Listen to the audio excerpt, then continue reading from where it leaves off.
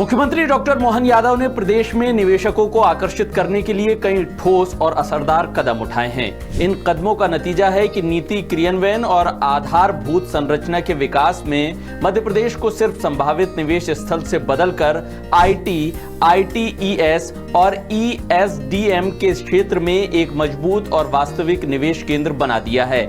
GIS Bhopal में लगभग 100 IT कंपनियों ने करीब 34,000 करोड़ रुपए के निवेश प्रस्ताव दिए हैं।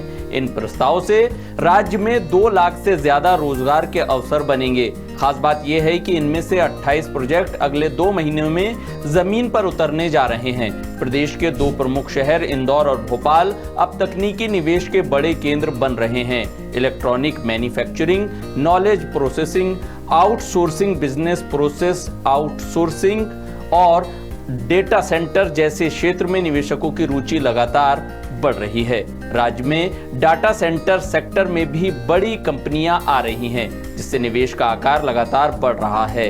अब प्रदेश का अपना मॉडर्न डेटा सेंटर होगा। सरकार ये सेंटर बनाएगी। ये सेंटर जहां लोगों की जरूरतों के हिसाब से योजना बनाने में सरकार की मदद करेगा, वहीं पब्लिक डोमेन में विश्वसनीय डेटा रहने से शासन को पारदर्शी और जवाबदेह बनाया जा सकेगा। डेटा के आधार पर नीतियां बनेगी तो राज्य के हर नागरिक तक लाभ पहुंचेगा। मुख्यमंत्री डॉक्टर मोहन यादव की अध्यक्षता में हुई कैबिनेट में इस पर मोहर लग चुकी है। डेटा सेंटर बनने से विभागों और सरकार को डेटा के आधार पर बेहतर और सही निर्णय लेने में मदद मिलेगी। डेटा और उसके विश्लेषण के समय पर नीतियों को और लाभकारी बनाया जा सकेगा। सभी विभाग आपस में डेटा साझा कर सकेंगे। इससे काम में पारदर्शिता और तेजी आएगी। हर क्षेत्र का डेटा रहने से कर्मचारियों की कार्यक्षमता बढ़ेगी। शोधकर्ताओं और नीति निर्माताओं को प्रामाणिक डेटा मिलने पर योजनाएं बनाने में आसानी होगी। आम लोगों के लिए डेटा पब्लिक डोमेन में रहेंगे, उन्हें सही जानकारी मिलेगी।